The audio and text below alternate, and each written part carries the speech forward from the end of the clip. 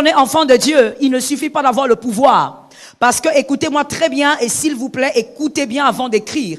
Lorsqu'on est enfant de Dieu, on peut avoir le pouvoir, mais il y a certains démons qui ne pourront pas vous toucher à cause de votre position. Que quelqu'un me dise position. Il y a certains démons qui ne peuvent pas toucher votre maison, vos finances, à cause de votre position. Ce sont les démons inférieurs. Mais il y a d'autres démons. Votre position n'est pas un problème. Vous devez avoir le pouvoir pour qu'ils ne vous touchent pas. Vous devez avoir la puissance accompagnée du pouvoir pour qu'ils ne vous touchent pas. Si vous avez seulement le pouvoir, ils vont vous toucher.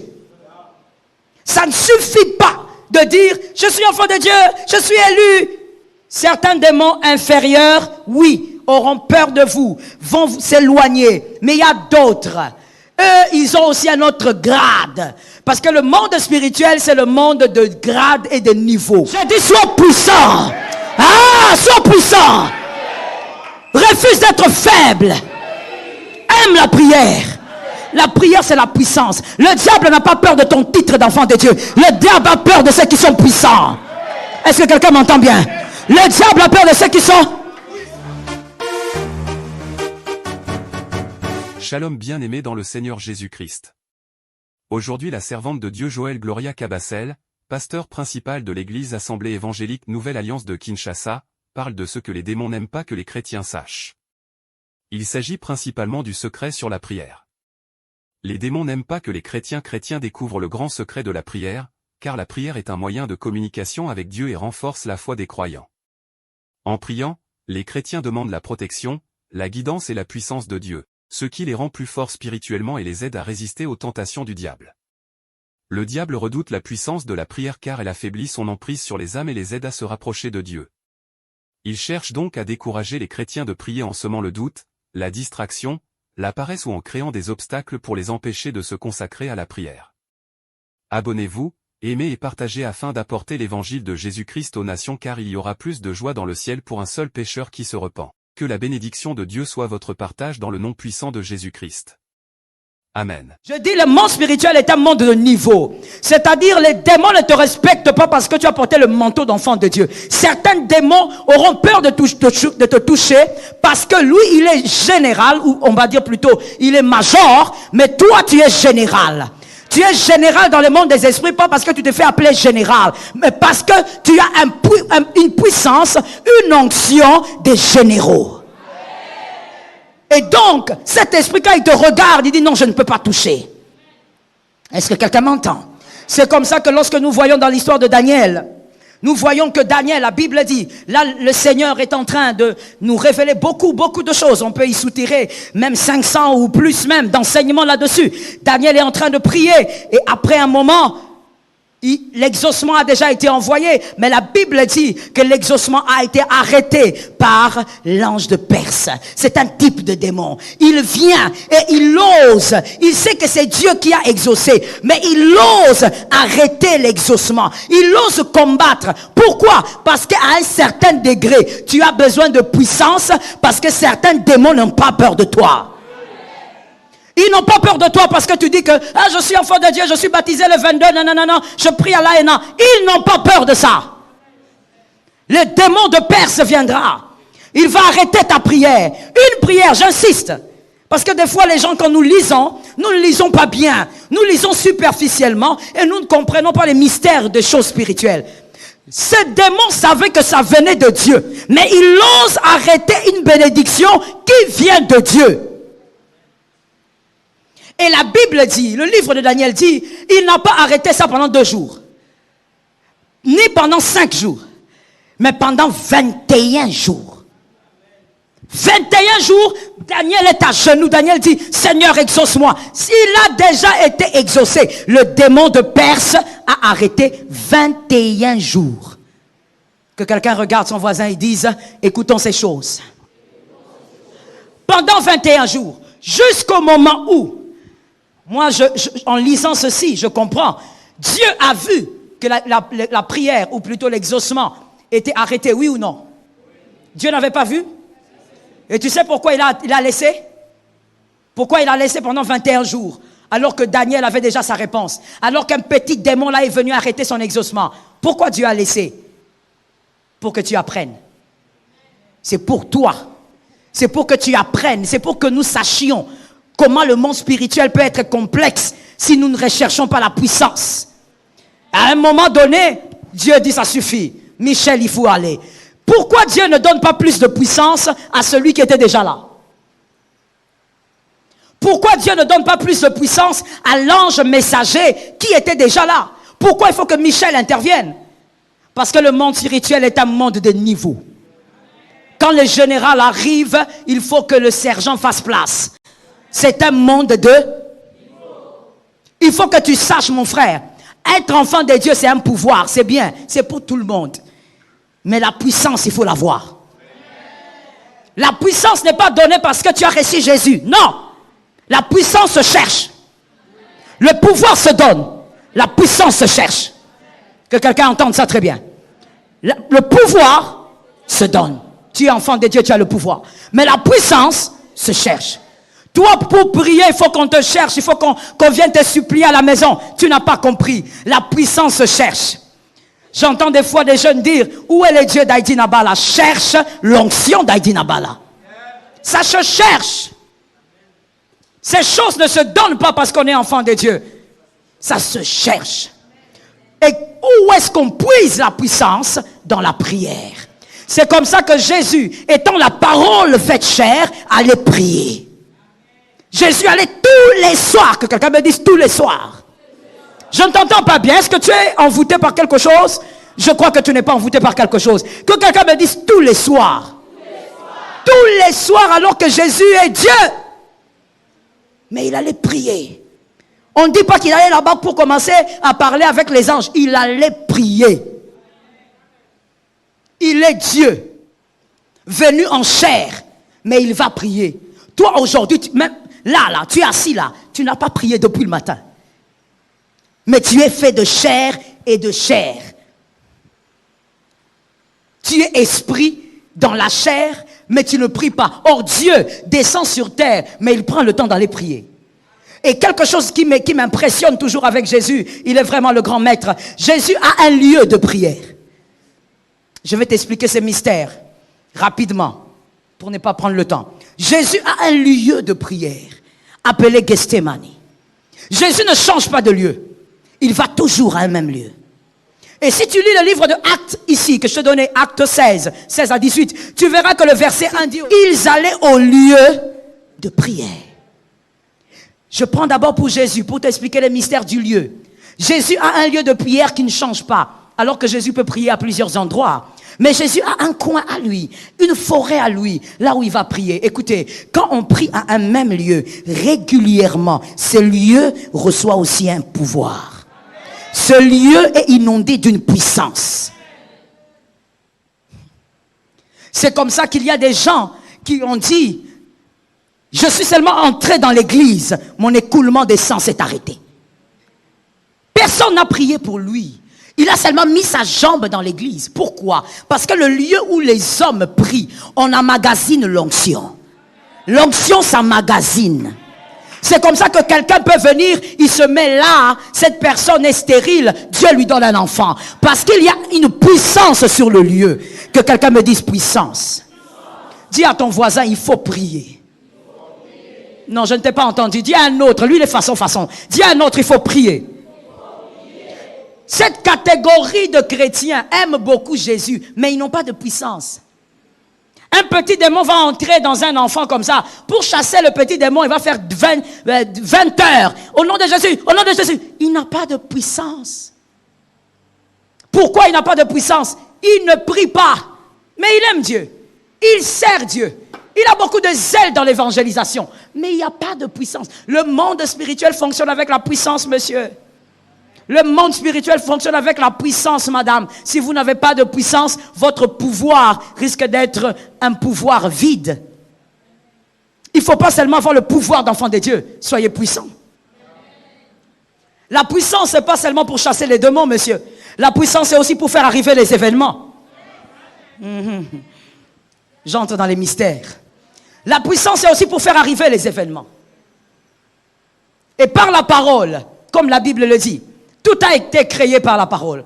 Et par la parole, un élu puissant peut faire arriver les événements. Ton amen est douteux. Les choses obéissent. Les événements t'obéissent. La nature t'obéit parce que tu es puissant. La nature n'obéit pas seulement parce qu'on est enfant de Dieu, frère. Or, sur la terre, nous avons tellement de combats que la nature doit obéir. Est-ce que quelqu'un m'entend? La nature doit t'obéir. On a trop de combats. Il faut que la nature t'obéisse. Tu peux te réveiller le matin comme ça, tu ne sais pas. On t'a déjà envoyé la mort devant la porte. Et quand la mort est devant la porte, mon frère, il faut bien que tu y sois puissant. Parce que même pour sentir qu'il y a quelque chose devant la porte, c'est la puissance. Ah, ce n'est pas seulement le discernement, c'est la puissance. C'est-à-dire quand tu sens une force contraire, ton esprit réagit. Parce que ton esprit est puissant. Et quand tu arrives devant ta porte, tu dis mort, je te change d'adresse. Quitte ici et va ailleurs. La mort t'obéit et va ailleurs. Ça tombe sur un élu au nom de Jésus. Je dis sois puissant. Ah, sois puissant. Refuse d'être faible. Aime la prière. La prière, c'est la puissance. Le diable n'a pas peur de ton titre d'enfant de Dieu. Le diable a peur de ceux qui sont puissants. Est-ce que quelqu'un m'entend bien? Le diable a peur de ceux qui sont... Je te démontre ça bibliquement. Quand je dis le diable n'a pas peur d'enfant de Dieu, quelqu'un dit, je te démontre ça. Moi, je suis bibliste. Écoute, Pierre, un jour, parle à Jésus. Jésus lui dit, je vais mourir. Il dit, tu ne mourras pas. Jésus dit, arrière de moi, Satan. C'est-à-dire, le diable, Satan est même entré dans Pierre, alors que Pierre servait Jésus. Satan n'avait pas peur de Pierre. Il est entré en lui. Jésus a dit, arrière de moi, Satan. C'est pour te dire que le diable n'avait pas peur de Pierre. Mais, quand la Pentecôte est arrivée, Pierre s'est levé. Il a parlé. Plus de 500 hommes convertis. Là, Satan ne peut pas s'approcher parce que c'est la puissance. C'est la puissance. Mon frère, arrête de t'embrouiller. Serviteur de Dieu, surtout jeune serviteur de Dieu, arrêtez de vous embrouiller. Arrêtez d'être ce que vous n'êtes pas. Arrêtez de vous embrouiller avec des vitesses inutiles. Parlez plus pour que les hommes t'écoutent, pour que le monde entier t'écoute. Parlez pour que 5000 hommes t'écoutent. C'est la puissance. Ce n'est pas une affaire de titre. Même si vous n'avez aucun titre, c'est question de puissance. Pierre n'avait pas de titre. Il a parlé, mais parce qu'il était puissant, 5000 hommes, plus de 5000 hommes, ont écouté cet homme. Je dis à quelqu'un, la puissance. Je répète encore la puissance. Le diable n'a pas peur de tes habits, il a peur de la puissance. Oh my God, voilà pourquoi j'ai pitié des chrétiens qui se focalisent sur le vêtement. Le vêtement c'est bien, mais ne vous focalisez pas dedans. Cherchez la puissance. Je n'ai pas entendu les amens là derrière. À un moment donné, bien aimé, il faut arrêter de prier comme tu es en train de faire là. Il faut prier pour chercher la puissance. Tu pries à un degré où tu dis, Jésus, je n'arrête pas si je ne te sens pas ici. Dis-moi, il y a sentir et sentir. Dis-moi ça, il y a sentir et sentir. Répète encore.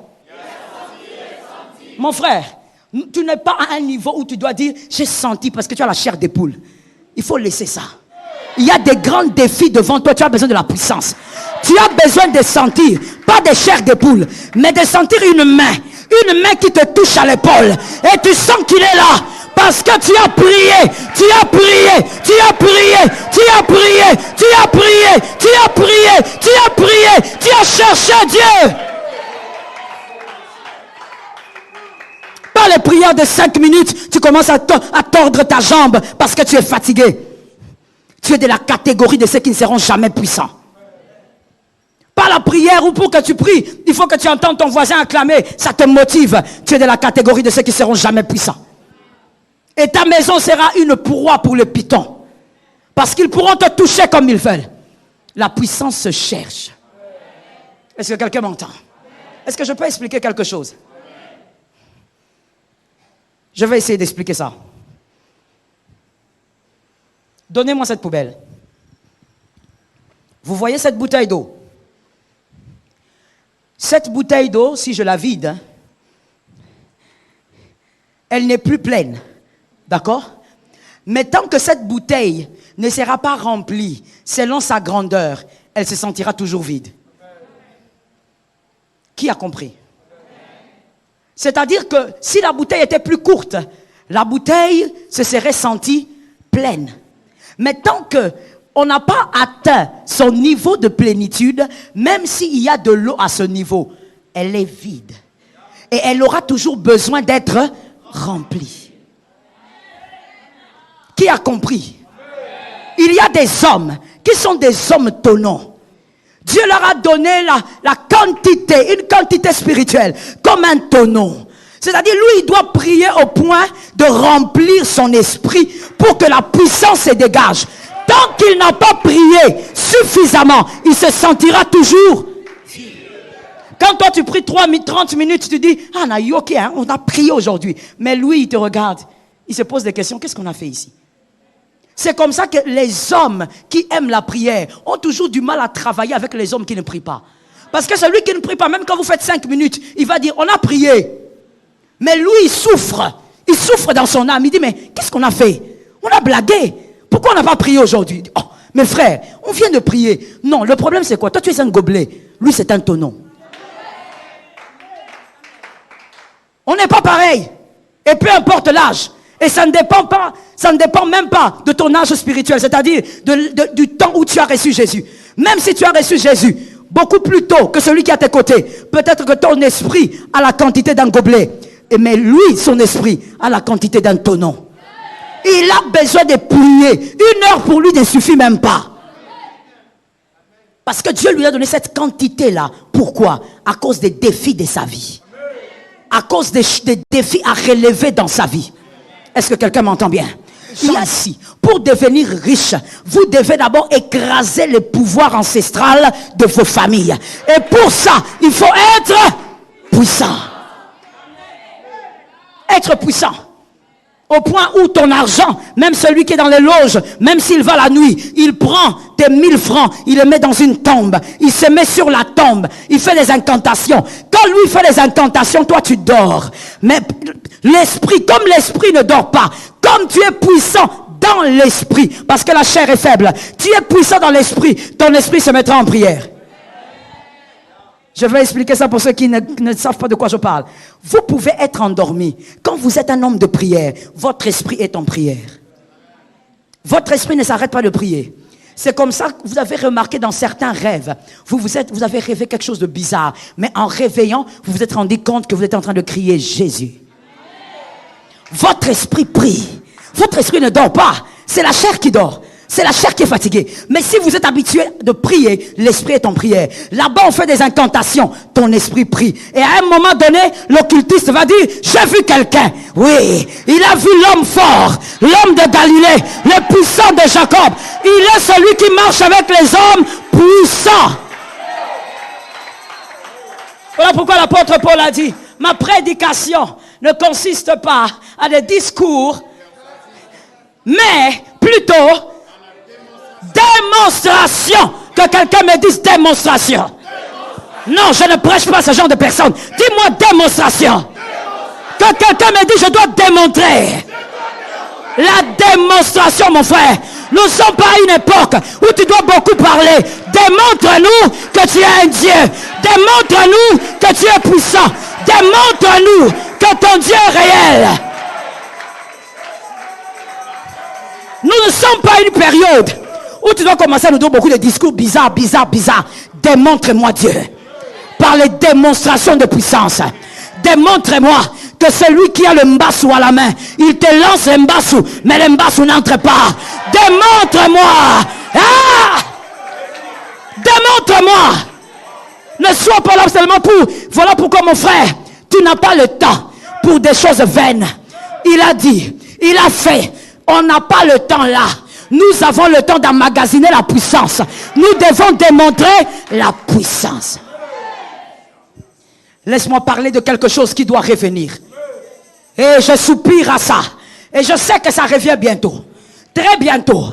Bien-aimé, très bientôt. Pour toi qui crois, avec moi, nous allons au temps fixé faire des croisades d'évangélisation. Et les boiteux, avant d'arriver à la croisade, vont marcher. Avant d'arriver à la croisade, les aveugles doivent voir la puissance.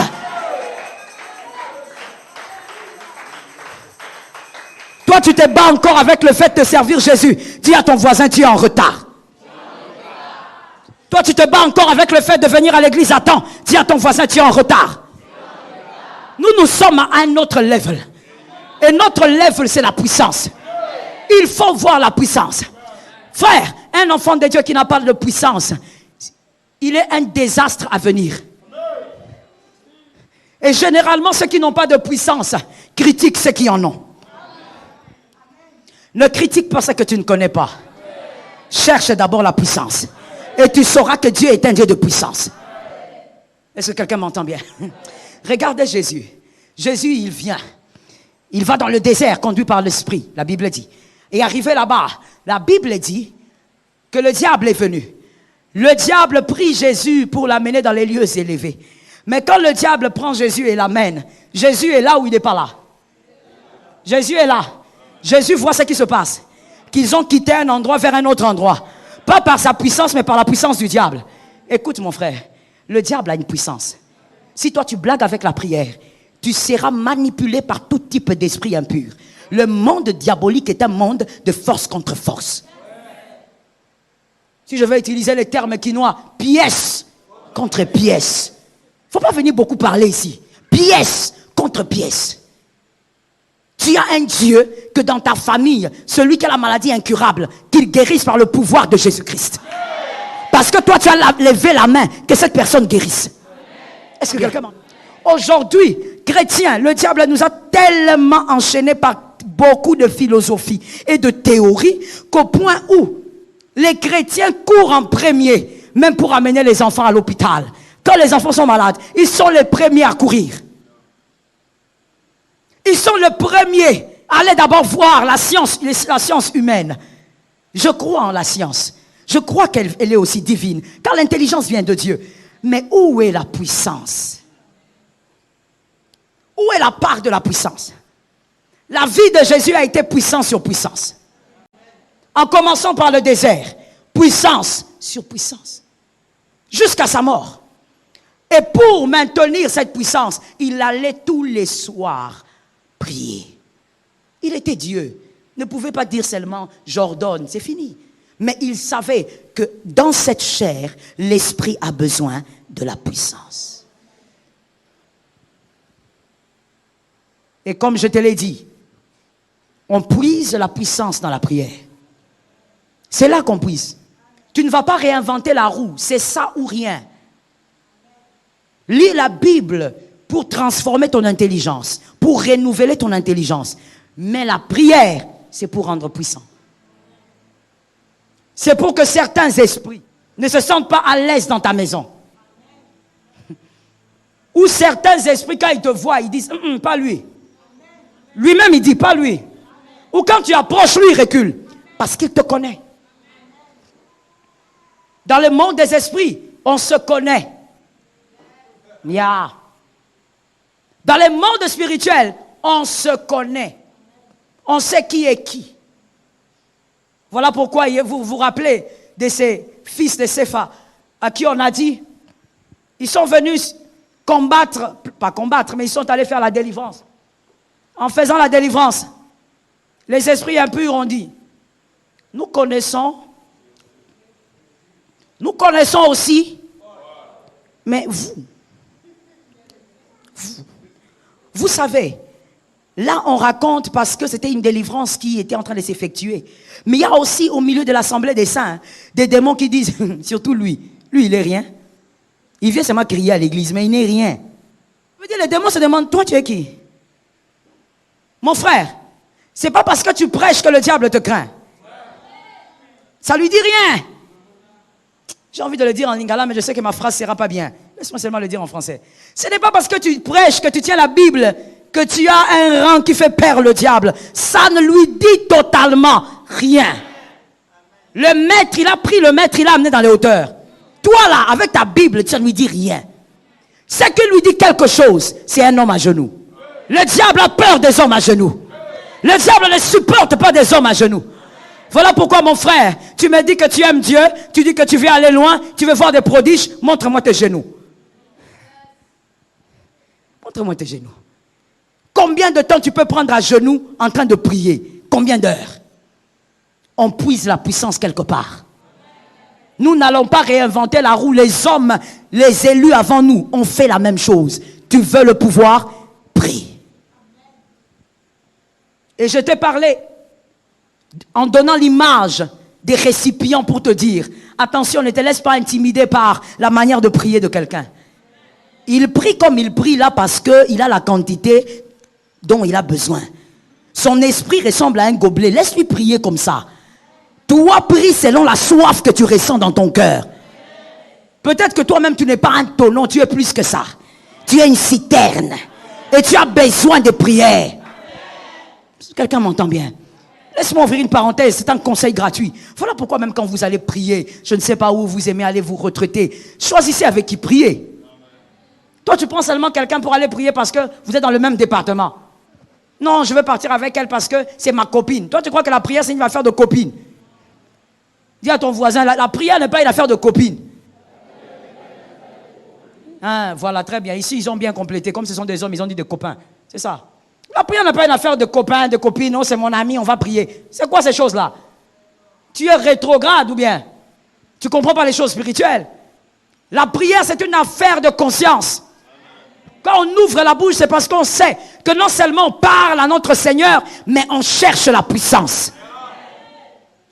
Je vais te dire une chose. Quand quelqu'un prie, c'est comme ça ressemble à une personne qui a ouvert le robinet. L'eau commence à couler. L'eau commence à couler.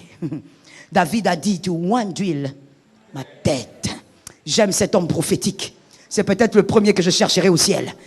Tu oins d'huile ma tête. Et il continue, il ne s'arrête pas là. David, c'est un homme tellement spécial. Je peux comprendre que Dieu dit c'est l'homme selon mon cœur. Il ne s'arrête pas là. David aime toujours un peu plus. David, c'est quelqu'un qui aimait toujours aller au-delà des limites des autres. Toute sa vie. Il dit, tu oins d'huile ma tête. Mais ce n'est pas seulement oin. Ma coupe. La coupe t'a débordé. Tu dois prier jusqu'à ce que la coupe déborde. Tu dois chercher le débordement. Que quelqu'un me dise débordement. Tu dois chercher ça, mon frère. À l'âge où tu es là, tu n'as pas encore vu même une seule puissance de Dieu tangible comme ça dans ta vie. C'est pas question de ministre de Dieu. La Bible ne dit pas, voici les miracles qui accompagneront le ministre. Il dit, voici les miracles qui accompagneront ceux qui auront cru. C'est pas parce que tu es mère, que tu as fait des enfants, que tu dois être loin du miracle. Le miracle, c'est aussi pour toi. Tu dois vivre des miracles. Ton enfant a un problème de jambe, on dit qu'il faut opérer, tu imposes ta main, toi, sa mère, et la jambe se redresse. Ah, ça tombe sur toi. Il faut arrêter ça. Être femme, ce n'est pas seulement le make-up. Quand on est chrétien, une femme chrétienne, c'est aussi l'huile. Il faut avoir l'huile.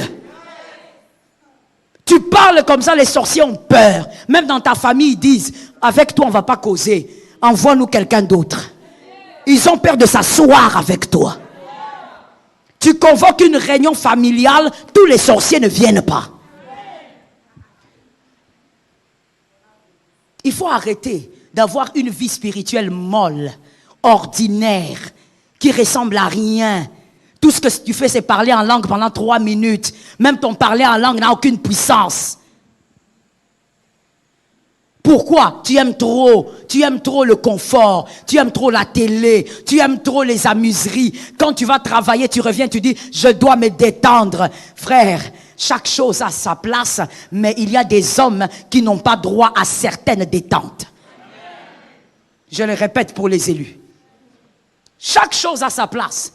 Tout le monde a besoin de se détendre. Mais il y a certaines personnes, si j'aurai le temps, je veux vous en parler ce soir, qui n'ont pas le droit. Ils n'ont pas le droit de se détendre. Certaines détentes ne sont pas pour eux. Ah oui, la vie est faite comme ça. Tout le monde ne fait pas tout. Il y a des personnes qui, même quand elles sont fatiguées, elles doivent prier. Pourquoi? Ce sont des hommes de pouvoir.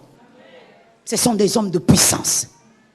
Tu dois arrêter de venir à l'église comme un lieu où tu entres à 17h. Je sors à 19h30. Je cause avec les frères, les sœurs. On rigole et puis on revient demain. Mon frère, je ne prêche pas ce genre de personnes. Sois puissant. Certains problèmes que tu as même dans les bureaux des pasteurs, ça ne devrait même pas arriver chez moi. Ça ne devrait pas entrer chez le pasteur. Tu peux le régler seul. Si tu avais la puissance, tu allais régler ça. On te tourmente en esprit. Tu vois un démon qui revient, qui revient. Tu as déjà prié pour cet esprit incube ou succube, mais il revient toujours. Un jour, tu te lèves, tu dis trop, c'est trop. Je ne veux pas donner ma tête à quelqu'un. Esprit impur. Si toi, tu es esprit, viens cette nuit. Si toi, là, tu es un esprit et tu te crois puissant, je t'attends cette nuit. Viens oser me toucher la nuit. Et l'esprit ne vient pas. Parce que toi, tu as une puissance. Est-ce que quelqu'un m'entend bien? Avant de dormir, tu te tiens debout au milieu de ta maison ou même dans ta chambre, je ne sais. Et tu dis, je déclare que dans toute cette maison, même si tu habites chez les gens, parce que ce n'est pas parce qu'on habite chez les gens que la puissance est emprisonnée. Vous êtes puissant partout. Tu déclares dans la maison et tu dis dans toute cette maison, personne ne fera de cauchemar. Et même les démons de cauchemar t'obéissent. Cherche la puissance. Pendant que toi tu dis au Seigneur, Seigneur, bénis-moi, ouvre les portes, tout ça. Le Seigneur lui te dit, mais tu ne comprends pas. Si tu es puissant, il y a des choses que tu vas régler seul. S'il n'y avait pas de puissance, Daniel n'aurait pas reçu son exaucement. Et heureusement que Michel était descendu. Mais toi aujourd'hui, monsieur, tu n'es pas comme Daniel. Daniel avait une grande onction, mais le Saint-Esprit n'était pas en lui. Toi aujourd'hui, le Saint-Esprit est en toi. Et donc, tu n'as pas besoin de dire, Michel, viens. Voilà pourquoi nous n'invoquons pas les anges. On n'a pas besoin de ça. On n'a pas besoin. On a le pouvoir. Nous sommes enfants de Dieu. Et en même temps, nous avons la possibilité d'être puissants. On n'appelle pas Michel, moi et le démon là, je t'ordonne, tu pars. Que l'Éternel soit avec toi. Et la 5e catégorie des chrétiens, ce sont les convertis renouvelés dans leur intelligence. Selon Romains 12, 2. Selon Romains 12, 2. Des chrétiens renouvelés dans leur intelligence. Ils savent discerner ce qui est bon, agréable et parfait. Ils savent discerner ce qui est bon, agréable et parfait, comme le dit le verset. Ils se laissent transformer et façonner totalement par la vérité. Ils se laissent transformer et façonner totalement par la vérité. Ils savent que aimer Dieu, c'est bon. Craindre Dieu, c'est agréable. Vivre selon sa volonté, c'est parfait. Je reprends si tu écris. Cette catégorie, c'est qu'aimer Dieu, c'est bon. Craindre Dieu, c'est agréable. Vivre selon la volonté de Dieu, c'est parfait. Ils savent aussi que prier et jeûner, c'est bon. Servir Dieu, c'est agréable. Connaître Dieu, c'est parfait. Cette catégorie comprend ces choses. Je reprends pour la dernière phrase. Ils savent, ceux qui sont dans cette catégorie, que prier et jeûner, c'est bon. Servir Dieu, c'est agréable. Que connaître Dieu, c'est parfait.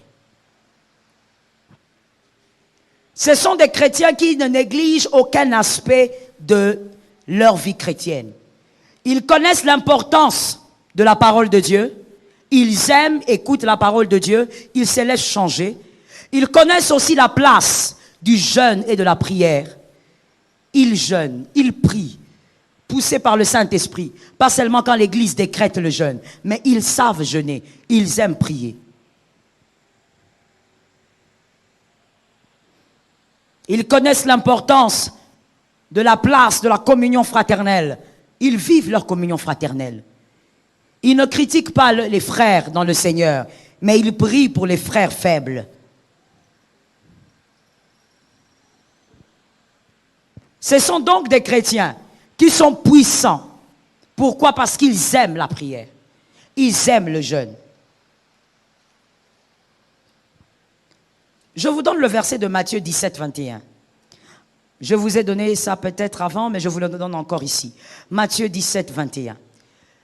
Dans ce verset-là, Jésus, il est tellement clair. Jésus montre clairement que certains esprits ne partent que par la prière et le jeûne. Non, Jésus a énuméré 2 choses. Ce n'est pas une chose. Et il a dit ça clairement. Les disciples ont souffert, comme généralement toi et moi, ont souffert pour chasser un petit démon pendant des heures. Ils se sont fatigués. Et finalement, le parent a dit non, non, non, non. Amenez seulement mon enfant chez le maître, parce que vous, là, je ne vous comprends pas. Et quand on a amené l'enfant, Jésus a regardé, il a dit, mon Dieu, incrédule, jusqu'à quand serai-je avec vous? Ce genre de démon ne sort que par la prière et le jeûne. C'est-à-dire que Dieu, Christ lui-même, a déjà fait comprendre que les esprits impurs sont catégorisés. Certains démons, tu ne pries pas, tu es enfant de Dieu, tu as la foi, tu parles, ils parlent. Mais d'autres qui sont costauds, ils parlent pas, au nom de Jésus, ils te regardent. Des fois même tu dis au nom de Jésus, tu te dis, toi, c'est toi qui me chasses. Toi. N'est-ce pas que vous avez déjà assisté à des délivrances comme ça? C'est toi qui me chasses. Toi, tu ne peux pas me chasser. Il commence à te parler même de ta famille. Il t'introduit même dans la distraction. Jésus dit, il faut la prière et le jeûne pour que certains partent. Si vous ne priez pas, vous ne jeûnez pas, n'espérez donc pas voir certains démons partir. Maintenant, il y a un problème. Le problème, c'est que ces démons-là vont s'attaquer à toi. Maintenant, tu ne jeûnes pas, tu ne pries pas. Comment ils vont partir? Il y a des fois certaines personnes qui disent, mais c'est quel genre de théologie ça? Comment on peut prier, on est enfant de Dieu, mais toujours les mêmes démons. Mais mon frère, pour que le démon là parte, le même démon dont tu parles, pour qu'il parte, il y a des choses à faire, il y a des niveaux à monter. Si vous ne priez pas et jeûnez pas d'une certaine manière, le même démon restera là alors que vous êtes baptisé. Vous êtes obligé. C'est ça ou c'est cohabiter avec les démons, c'est tout. Les choses ne changeront pas parce que toi tu veux absolument amener une nouvelle théologie, non. Les choses resteront. Jésus a placé des principes et il a dit ce genre. C'est-à-dire ils sont nombreux. Si vous ne priez pas, vous ne jeûnez pas, il sera là. Aujourd'hui tu coupes les liens, demain tu coupes les liens, après demain tu ne feras que couper, ça ne se coupe pas. Dis à un voisin, on doit changer notre manière de prier. Et la catégorie qui est ciblée par les pythons, c'est la 5e catégorie. La 5e catégorie. C'est la 5e catégorie qui est la cible du python.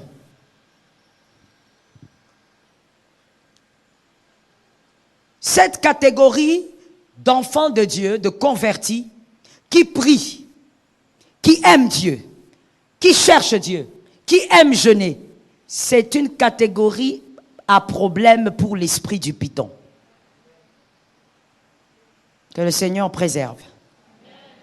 Pourquoi cette catégorie est dangereuse pour l'esprit de python? Premièrement, parce que la 5e catégorie peut servir de couverture spirituelle pour toute une famille. Quelqu'un qui est consacré de cette manière que j'ai expliqué pour la 5e catégorie, cette personne peut elle-même être la couverture de toute une famille. La couverture spirituelle. Et donc, les pythons attaquent ceux qui servent de couverture spirituelle à des familles. Le python va continuellement vous oppresser parce que vous êtes un danger pour le monde spirituel.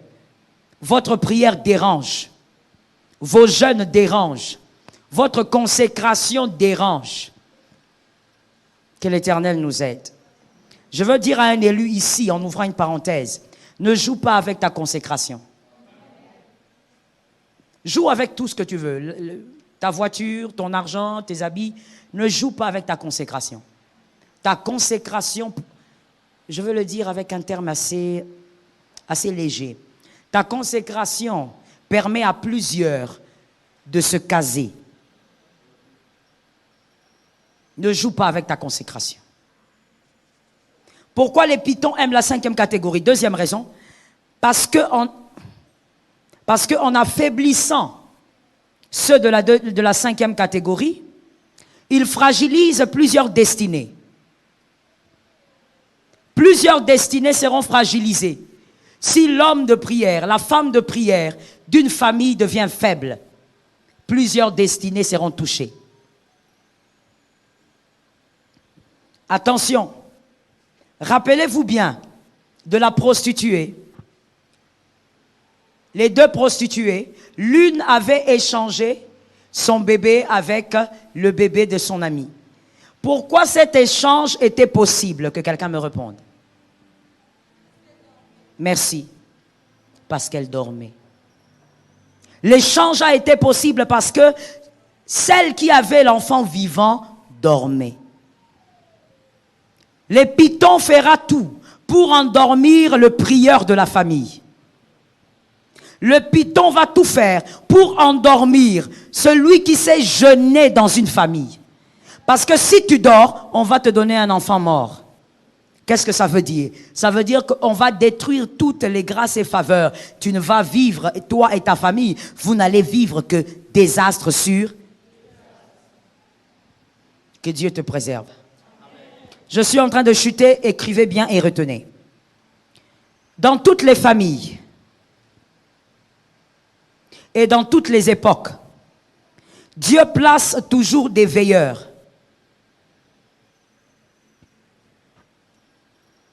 Dieu place toujours des veilleurs. Des personnes qui doivent veiller spirituellement.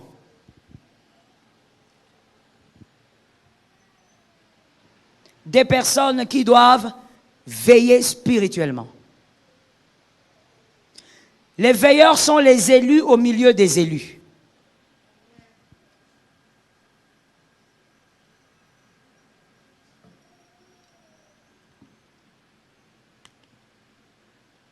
Les veilleurs sont les élus au milieu des élus. Des choisis au milieu des choisis. Des personnes rares que Dieu choisit dans chaque famille et dans chaque époque. Ce sont des personnes dont une erreur coûte deux. Ce sont des personnes, quoique imparfaites, n'ont pas droit à certaines erreurs. Quand elles commettent certaines erreurs, ça coûte deux erreurs. Ce sont des personnes que Dieu utilise par des visitations rares pour bénir la famille.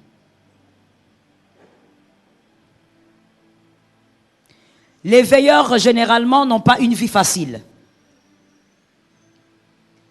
Les veilleurs ont une vie difficile, mais le Saint-Esprit est toujours le soutien.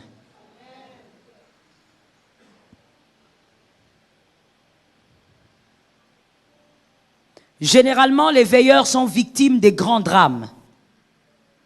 Des grands drames qui ont causé des grandes blessures. Mais heureusement que le Saint-Esprit panse les plaies. Amen. Les veilleurs des hommes spéciaux, mais des personnes que Dieu utilise pour couvrir des familles, mais en même temps, les pythons, l'esprit de python est derrière les veilleurs. Il faut que Dieu te préserve et qu'il t'éloigne du mal. Tu peux te tenir debout, nous allons prier. Shalom bien-aimés dans le Seigneur Jésus-Christ. J'espère que vous avez aimé cette vidéo. Abonnez-vous et partagez pour porter l'évangile de Jésus-Christ aux nations, car il y aura plus de joie dans le ciel pour un seul pécheur qui se repent. Merci de faire partie de notre famille Wonderful Jésus-Christ.